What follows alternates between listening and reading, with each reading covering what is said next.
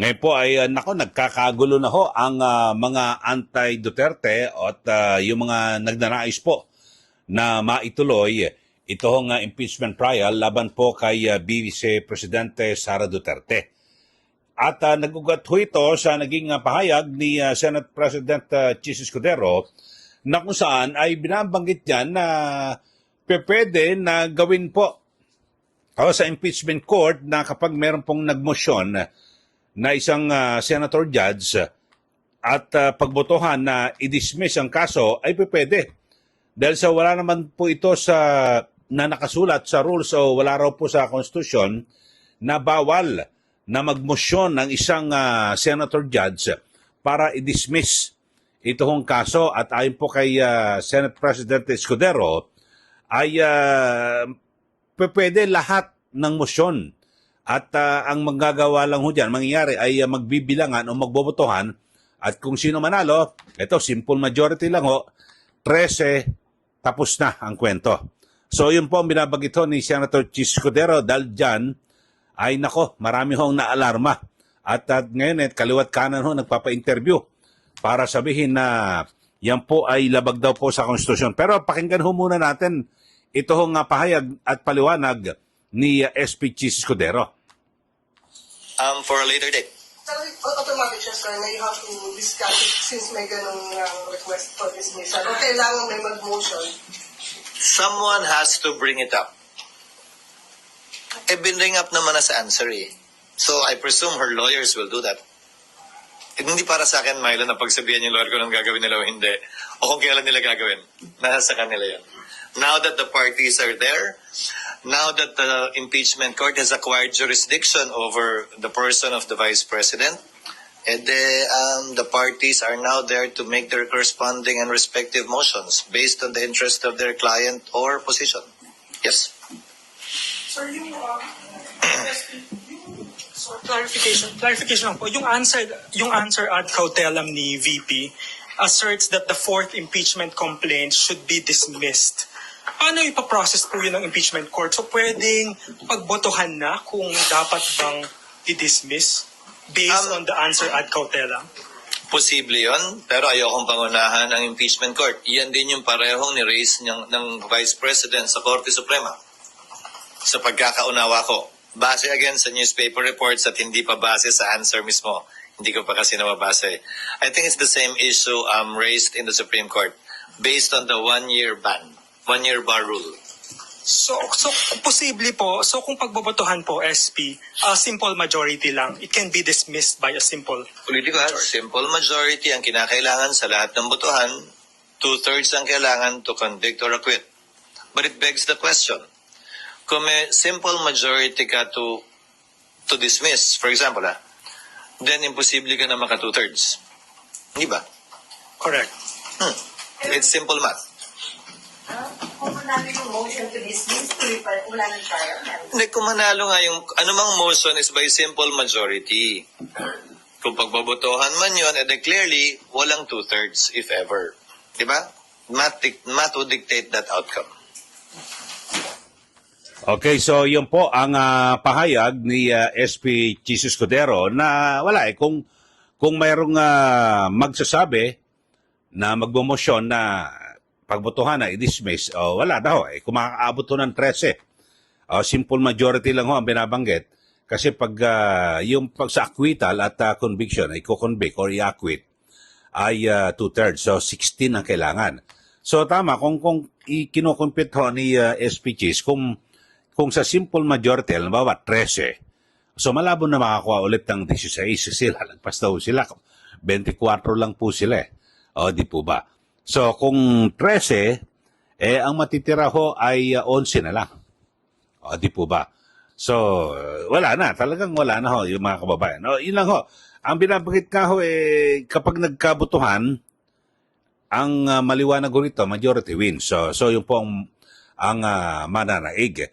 Pero nako, nung binanggit ho yan ni SP Chis Escudero, nako, lahat ton, dami na ho, umatungal ho, mga kung sino-sino mga abogado na nagsabi at kabilang ho dyan, ito pong si ML, party list representative, Congresswoman elect Laila de Lima at lahat to ng iba pang mga abogado na nagsabi, iisa lang po ang kanilang naratibo. Ang sabi ho nila ay labag yan sa konstitusyon.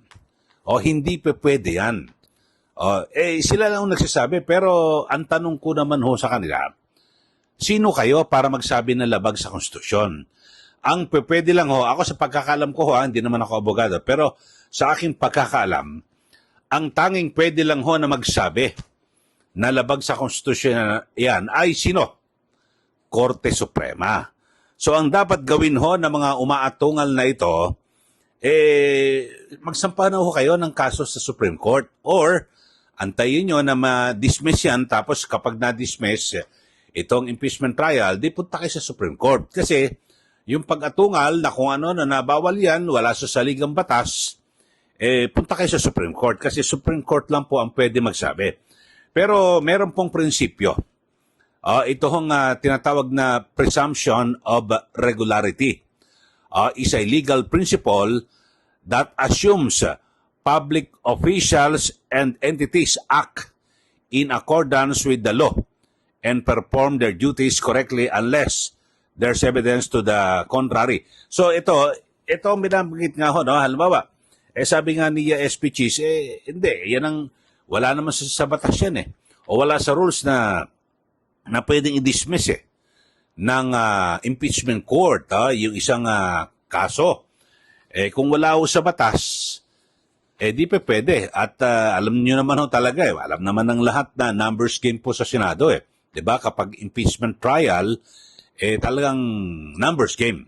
Kung sino nakarami, yung po mananaig at mananalo. So, ang pinakamainam ho gawin dyan, kasi hindi ko sa minamaliit, ang magagaling ho lahat ng mga abogado na nagsasabi na ang sabi ho nila ay labag sa konstitusyon yan, pero hindi kayo ang pwedeng magdesisyon na labag sa konstitusyon. Sino ho? Korte Suprema. So, ang dapat nyo pong gawin ay abangan nyo kung madidismiss, tapos takbo kayo sa Supreme Court. At kung magdidesisyon ng Supreme Court, so sila po ang didisiplina dito po sa mga senator judges na siyang kung sakasakali na madidismiss. Bagamat siyempre ako ang sa tingin ko baka hindi nga ako makialam dito ang Korte Suprema kasi political process usaping politika ho ito, mga kababayan. Kaya nga nasa ating saligang batas, yung mga senador ipinaubaya yan, yung pag-uusga na yan sa impeachment trial na yan. Kaya hindi po legislatura. Pero dito ang hudikatura. Pero dito ho, mga kababayan, kasi ang sinasabi wala sa impeachment trial ang pagdi-dismiss, nakalagay to try and decide. So litisin at desisyonan. Pero inadapt ho ng impeachment court yung mga rules sa korte. Sa korte ho pwede mag-dismiss So tingin ko pwede rin ho nagkaroon sa impeachment court at wala naman ho nakalagay. Alam nyo naman sa batas pag walang nakalagay na bawal yan, pwede. Di ba? Ganun lang naman ho kapag sana kung malinaw ho sinabi ng batas, bawal mag-dismiss wala naman nakabanggit ho ron di ba? To try and decide. Paano nag-decide sila na dismiss? Di tapos ang kaso. Pero ito, sumang-ayon din ho, ito pong si Senator Alan Peter Cayetano sa pahayag po ni Senate President Chis Escudero na pwedeng pagbotohan at siyempre, mayorya ang mananalo. Ito, pakinggan ho natin Senate acts through its members and majority wins. Now, just because you can, it doesn't mean you should. Di ba? The Senate. Ayun, so yun ho ang pahayag ni Senator Alan Peter Cayetano na isa ring abogado. Pero meron lang hulang siyang pasubali.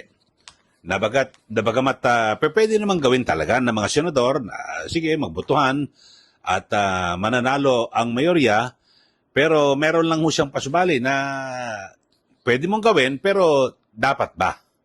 Yun, parang gano'n ang kambyo ng konti. Pero siyempre, sa kanyang pananaw ho yan. Pero ang sabi niya, wala ho siya binabanggit na illegal at labag yan sa konstitusyon.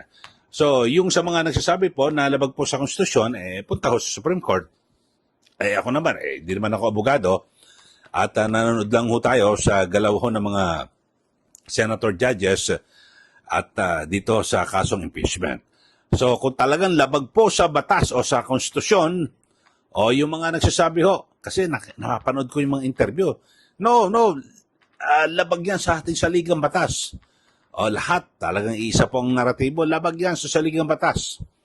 O di punta kayo sa Supreme Court kasi ang pwede lang magsabi na labag sa batas ang ginawa, lalo na halimbawa itong impeachment court, ay ang Korte Suprema.